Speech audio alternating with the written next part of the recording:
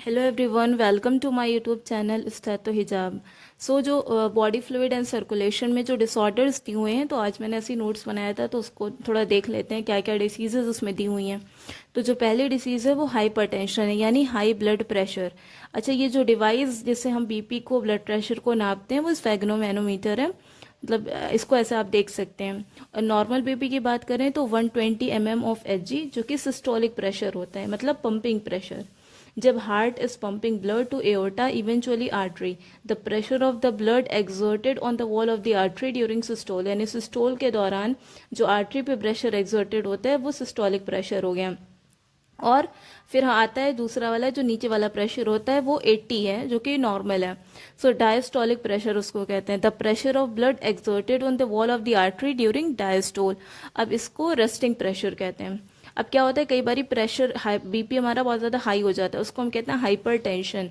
यानी वो 140/90 अगर है या उससे ज़्यादा है, तो हम उसको हाई ब्लड प्रेशर या हाइपर टेंशन कहेंगे। ये मतलब किसी भी वजह से हो सकता है, पुअर लाइफ स्टाइल की वजह से हो सकता है, स्ट्रेस की वजह से, स्मोकिंग वगैरह की वजह से हो सकता है। अब जो दूसरी डिसीज जो कि मेंशन है हमारे एनसीईआरटी में, वो है सीएडी, यानी कोरोनरी आर्टरी डिसीज। इसको हम एरेथ्रोस्क्लेरोसिस भी कहते हैं। इसमें क्या होता है कि with the time, if the time calcium, cholesterol, fat, fibre, ये सारी चीज़ें अगर हमारे जो कोरोनरी आर्टरी है उसके ल्यूमेन में डिपॉजिट हो गया, तो उस क्या होगा कि जो हमारी ल्यूमेन होगी वो स्मॉल हो जाएगी, इनसफिशिएंट ब्लड उसके थ्रू पास हो पाएगा। अब जैसे ये है कोरोनरी आर्टरी डिसीज, ये कोरोनरी आर्टरी है। अब इसमें क्या है कि कोई भी फैट या कोलेस्ट्रॉल, कैल्शियम, ये सारी चीज़ें डिपॉजिट हो गई, तो ये सही से मतलब ब्लड कैसे ट्रांसफ़र हो पाएगा, तो ये इससे डिसीज़ हो गई। ये दो डिसीज़। अब इसमें जो तीसरी डिसीज़ बताई गई है वो है एक्यूट चेस्ट पेन। तो एक्यूट चेस्ट पेन में क्या होता है, अगर इनसफिशिएंट ऑक्सीजन हमारे हार्ट को पहुंच रहा है, और इसको इसको क्या कहते हैं, लो ऑक्सीजन कंडीशन, इसको एस्कीमिया भी कहते हैं, which might be due to the CAD और other reason, a pain is felt in the chest area as the heart is situated in there, although it can occur in all age group but most commonly seen in the middle or elderly age people। इसमें क्या होता है, angina pectoris में acute chest pain होता है। इसमें क्या होता है कि अगर जो हमारे हार्ट को इनसफिशिएंट ऑक्सीजन पहुंचता है, जितना उसको रिक्वायर्ड है उतना ऑक्सीजन नहीं मिल पाता है, तो उसकी वजह से एंजिना पेक्टोरिस होता है। जो हमारा हार्ट है वहाँ पे बहुत मतलब पेन होता है, एंजिना पेक्टोरिस हो गया। फिर जो चौथी डिसीज़ है, मतलब चौथी, पांचवी, छठी, ये सब उसी में ऐसे अटैच करके एनसीईआरटी में दे दिया गया है। इसको हम अलग अलग समझते हैं कि हार्ट अटैक क्या हार्ट अटैक क्या है, हार्ट फेलियर क्या है, कार्डियक अरेस्ट क्या है। हार्ट अटैक, जिसको मायोकार्डियल इन्फरेक्शन कहते हैं, इसमें हार्ट को इनफ ब्लड नहीं पहुंच पाता है, तो cardiac muscle slowly start to die, मतलब कार्डियक मसल जो है वो स्लोली स्लोली मतलब डाई होने लगती है।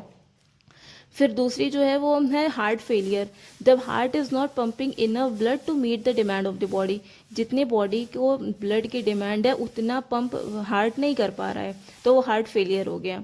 इसको हम जो कंजेस्टिव हार्ट फेलियर भी कहते हैं। Congestion of the lungs commonly देखा जाता है। कंजेशन मतलब होता है एक्यूमुलेशन ऑफ फ्लूइड। अब फिर जो सबसे लास्ट है वो कार्डियक अरेस्ट है। कार्डियक अरेस्ट में कंप्लीट स्टॉपेज हो जाता है हार्ट बीट का। तो अब ऊपर ऊपर से देख लेते हैं, angina pectoris, acute chest pain होता है, इनफ ऑक्सीजन नहीं मिल पाता हार्ट को। हार्ट अटैक, मायोकार्डियल इन्फ्रेक्शन, इसमें इनफ ब्लड नहीं मिल पाता है हार्ट को। हार्ट फेलियर, इसको क्या कहते हैं कि इसमें इनफ ब्लड जो है वो हार्ट पंप नहीं कर पाता है। और कार्डियक अरेस्ट में इसमें कंप्लीट स्टॉपेज हो जाता है हार्ट बीट का। By the way, it's my first video, so आप लोग कमेंट करके बताइएगा कि और कौन से टॉपिक्स पे हम वीडियो बनाएं, या फिर कौन से वीडियोस बनाएं, प्रोडक्टिव वीडियोस बनाएं, या स्टडी रिलेटेड वीडियोस, स्टडी पे कैसे हम स्टडी कर रहे हैं या फिर कैसे प्लान कर रहे हैं स्टडी करने के लिए, उस टॉपिक पे वीडियो बनाएं। So do comment and subscribe my channel because it's my first video. And बहुत सारा प्यार आप लोगों का, and thank you for watching my video, so thank you.